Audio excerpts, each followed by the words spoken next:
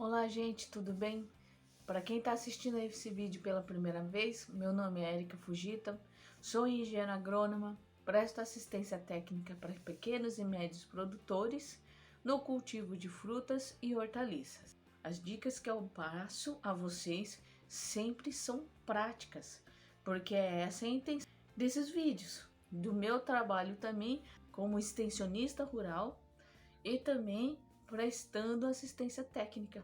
Hoje eu vou falar de uma família, e essa família de frutas, ela está presente na grande maioria dos países, produzida no Brasil ou não, muitas vezes utilizada para poder ajudar no nosso sistema imunológico, principalmente agora que está um pouco mais frio. Então estamos já entrando no início do inverno, estamos quase com o final do outono, e essa frutífera vai estar presente e caiu no gosto do brasileiro, sim, senhor. Que são as frutas cítricas, ou no caso, como chama, né, o fruticultor profissional, a citricultura. Certo? Então, a citricultura está presente há muitos anos, tem data de cultivo de cítricos lá no local onde ela se originou, 2000 anos antes de Cristo. Então, se nós estamos em 2022, então vamos chutar aí a mais de 4000 anos. É muito tempo que uma fruta está sendo cultivada pelo ser humano para o consumo. Podemos agora falar especificamente sobre a planta, que é uma parte interessante para o produtor. Então, as folhas da laranjeira, elas podem durar em torno de até 2 anos no pé, bastante tempo. E aí ela também é bastante complexa, tem uma parte oleosa como forma de armazenamento, porém é também uma forma de se defender contra ataques de pragas e doenças.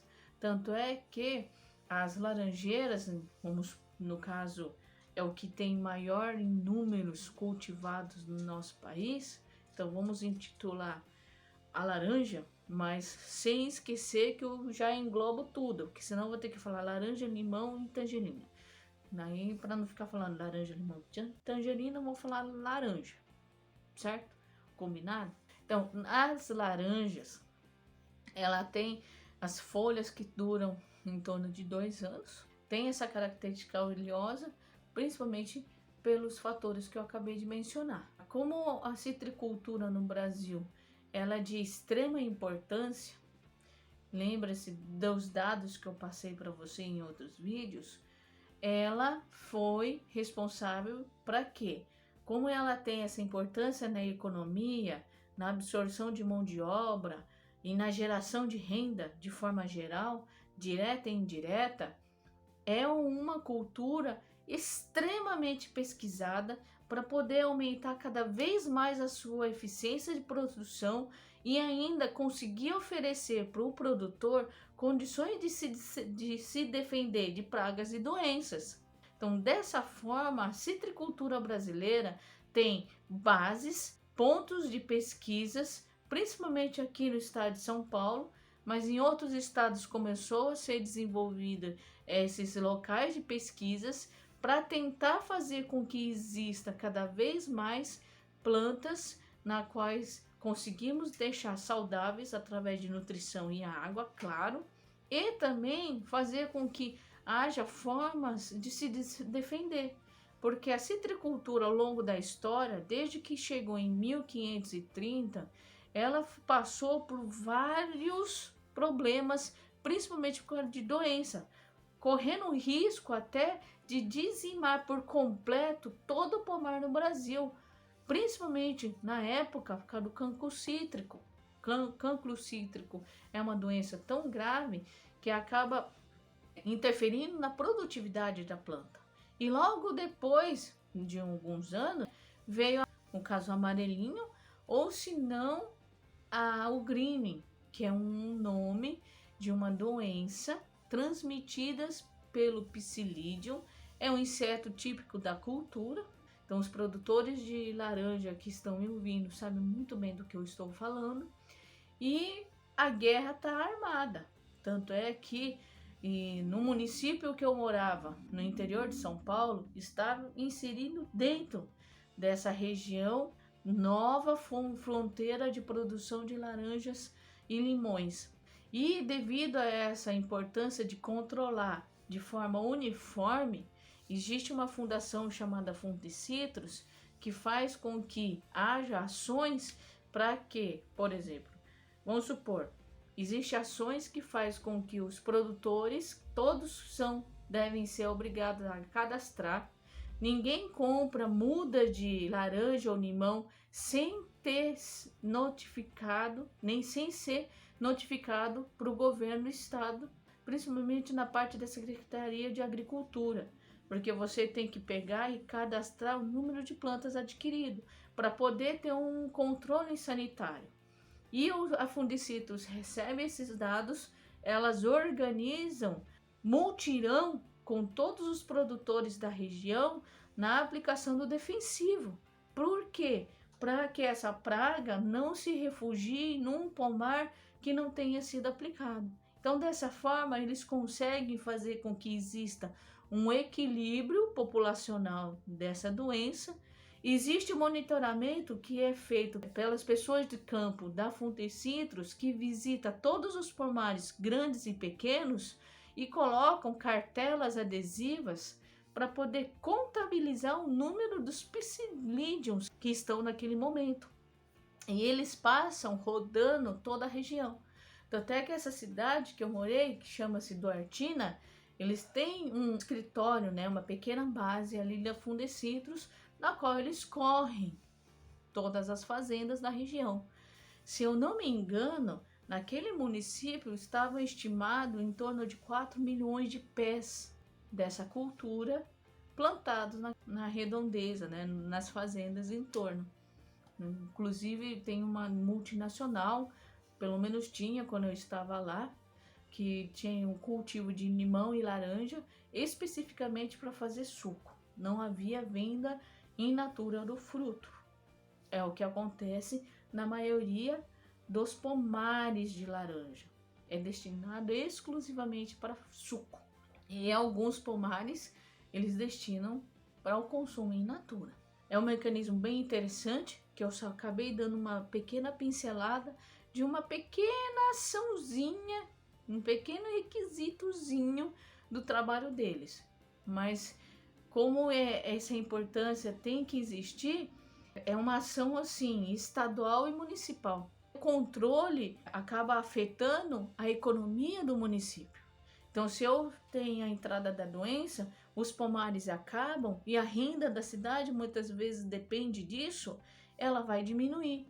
Então, nessa cidade que eu morei, Duartina, existe um decreto municipal que impede o plantio de algumas plantas ornamentais que atraem Psyllidium, né? Como, por exemplo, a dama da noite. Verdade, é proibido o plantio de dama da noite no jardim, nas praças, nas ruas, no sítio, porque ele pode atrair esse inseto. E o controle de laranja, limão no fundo de quintal também. Eles davam uma muda de outra frutífera em troca da pessoa arrancar e eliminar aquele pé de laranja no fundo de quintal. Por que isso?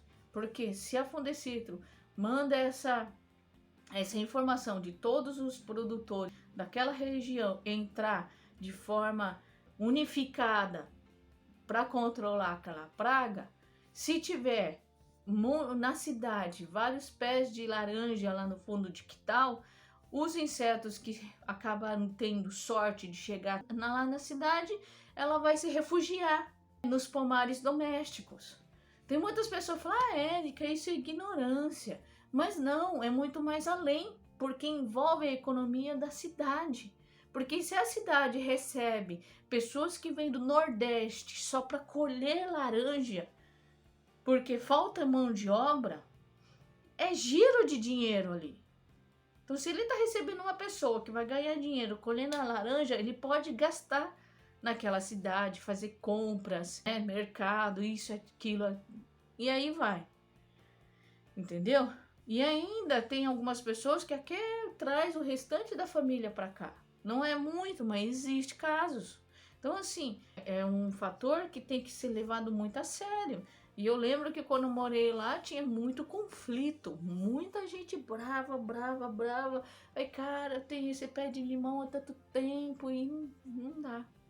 Entendeu? Aí eles não querem tirar, eles não querem trocar por outras plantas. Eles davam a quantidade de plantas específica de cada um item que fosse eliminado da espécie que vocês quisessem. Olha só, tudo para tentar fechar cada vez mais o cerco contra a praga.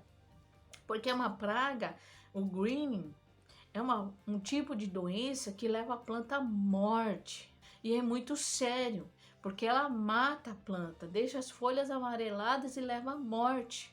E não tem o que ser feito depois que os sintomas aparecem. Imagina se todas as plantas cítricas, as laranjas, os limões do nosso país foram acometidos realmente por essa doença. Nós estamos lascados, porque imagina quantas famílias. Dentro de uma fazenda de laranja emprega-se muita gente. Na colheita, então, gente, vocês não têm noção. Eram ônibus e ônibus, logo cedinho, antes do sol raiar, já indo para as fazendas para colher. Porque a fruticultura é a colheita manual. Você não tem máquina para colher laranja e limão. É tudo manual. Então imagina o impacto econômico que seria se essas fazendas tivessem que fechar, arrancar todos os pés de laranja e tacar fogo. Algumas pessoas faziam. Eu lembro que às vezes eu passava numa rodovia, não pode nem tacar fogo, na verdade, é proibido, tá? Tacar fogo é maneira de falar, é proibido. Mas eles amontoam ali, parece um cemitério. Você passa assim, aqueles montes de pés de laranja seco, já sem folha, aqueles galhos, troncos, é até triste de ver. Aí muitas vezes essas pessoas vão lá e compram, até vendem, e aí as outras pessoas compram para tentar trabalhar com outra cultura, mas quem vendeu acaba se desanimando totalmente, entendeu? Então assim, fruticultura hoje emprega muita mão de obra, porque a colheita é manual, então a gente não pode deixar de atender essa necessidade se eu não posso ter um pé de laranja no meu quintal, que pode afetar e manter ali, por exemplo, a praga, que é o vetor dessa doença. Por que eu vou ter que debater? É duro, é complicado a gente conseguir fazer as pessoas entender. Eu entendo o outro lado também, porque se fosse no meu caso eu ia ficar com dor no coração, porque como que eu vou fazer? Vou ter que arrancar? É complicado, mas é necessário, porque eu não posso só pensar em mim.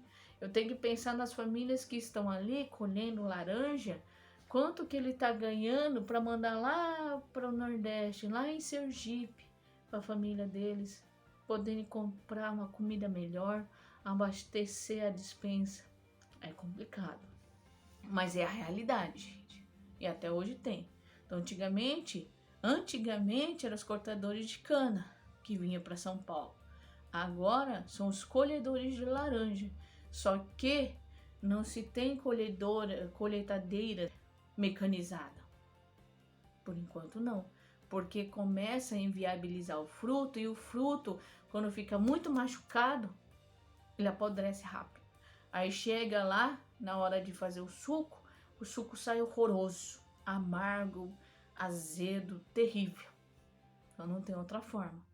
Vai continuar empregando muita gente, empregando as pessoas até mesmo da cidade para colher laranja, e ainda tendo um grande giro monetário na região.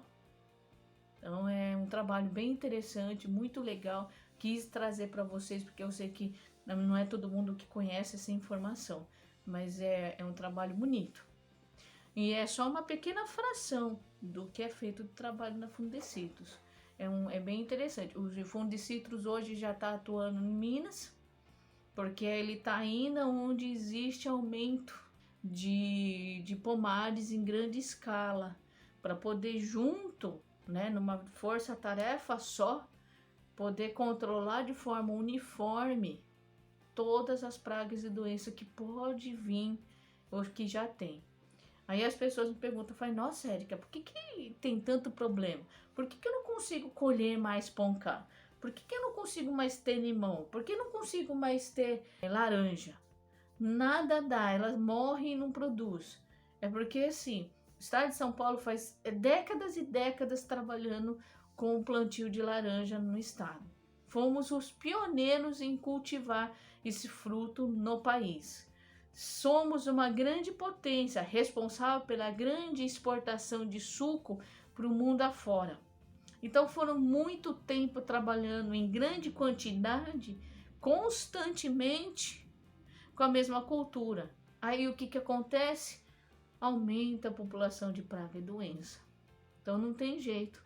Aí o quintalzinho da Dona Maria, que tem 2 pés de limão e 1 de laranja, ele acaba sofrendo muito mais, porque primeiro que ela não tem um conhecimento agronômico e nem uma assistência de um agrônomo para poder orientar ela a cuidar dos pezinhos.